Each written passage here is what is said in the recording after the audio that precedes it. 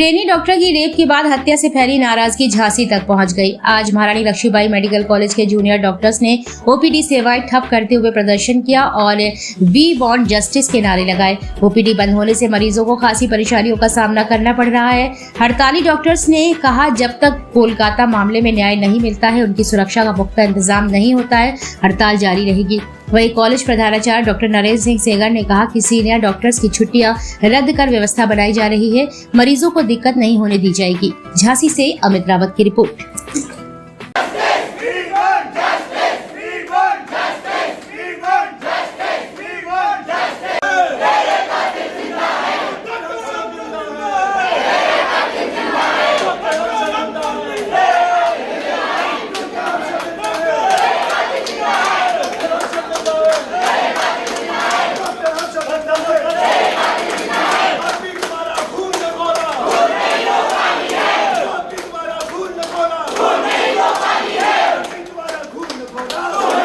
मेरा नाम डॉक्टर प्राची होतवानी है। बताइए, आप लोग हड़ताल पे हैं, किस वजह से, क्या जो वेस्ट बंगाल में जो भी हुआ है, एक लड़की के साथ, मैं भी एक लड़की हूँ, ये बहुत गलत है। हमारे पेरेंट्स किस उससे हमें भेजते हैं बाहर, कैसे कितना रिस्क लेकर, और अगर किसी की बेटी के साथ इतना बुरा होगा तो ऑब्वियसली हर डॉक्टर को बाहर आना चाहिए और ये सर्विसेज बंद करनी चाहिए। हम क्यों दें अगर हम ही सुरक्षित नहीं है तो?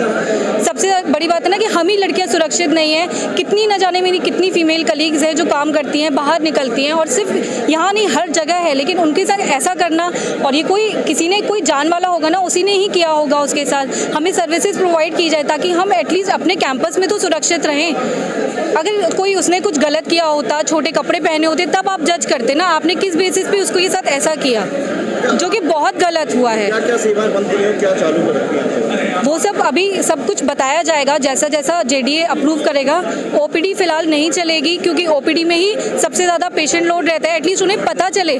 पेशेंट्स हमसे पूछ रहे हैं कि मैम हुआ क्या है, डॉक्टर साहब हुआ क्या है, तो ये तो गलत है ना। एटलीस्ट उन्हें पता तो चले ना कि डॉक्टर्स के साथ कैसा होता है, कैसे उनके बेटे हमें गंदी नज़रों से देखते हैं। ये देखना बहुत ज़रूरी है, उन्हें पता चलना बहुत ज़रूरी है ये सब। मेरा नाम डॉक्टर दुर्गा प्रसाद है।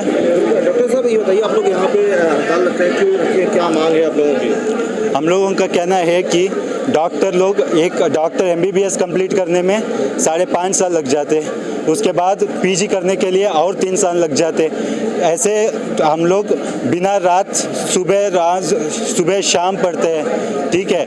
इतने बड़े बड़े किताबों को पढ़ना पड़ता है, और सारे ड्यूटी आवर्स में जो पीजी रेसिडेंट्स है उनका ड्यूटी आवर्स ऐसे चलते हैं कि 24 घंटे 48 घंटे तक ड्यूटी चलते रहते हैं। ऐसे हालत में हम लोग किसके लिए कर रहे हैं? ये सब मरीजों के लिए भला कर रहे हैं, हम लोग सरकार की सेवा कर रहे हैं। ये सब हम लोग करने के बावजूद हमको सुरक्षता नहीं मिल रहा। आज किस वजह से आप लोग हड़ताल किए हुए हैं? आप सबको जानते हैं, वेस्ट बंगाल में एक महिला डॉक्टर जो ड्यूटी टाइम पे थी, उनके ऊपर जो अन्याय हुआ है, उसकी वजह से हम लोग ये हड़ताल कर रहे हैं। कब तक रहेगी हड़ताल? ये हड़ताल आज से शुरू है, 12 तारीख से।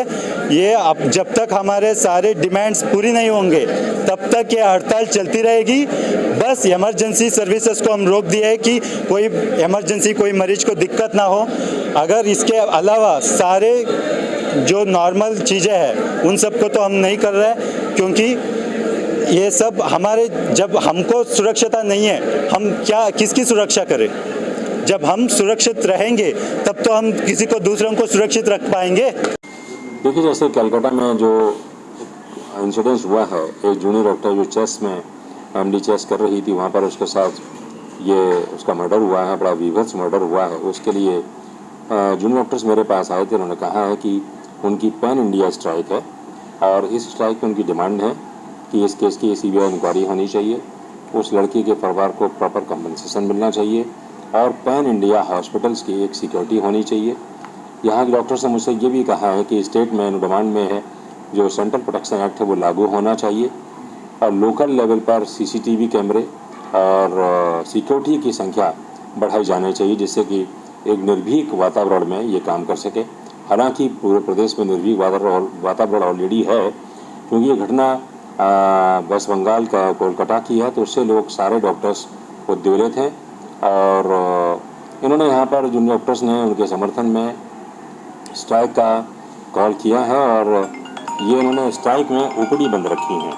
जो भर्ती मरीज हैं और जो इमरजेंसी मरीज हैं, इमरजेंसी सेवाएं हैं, वो ये इनके द्वारा दी जाती रहेंगी।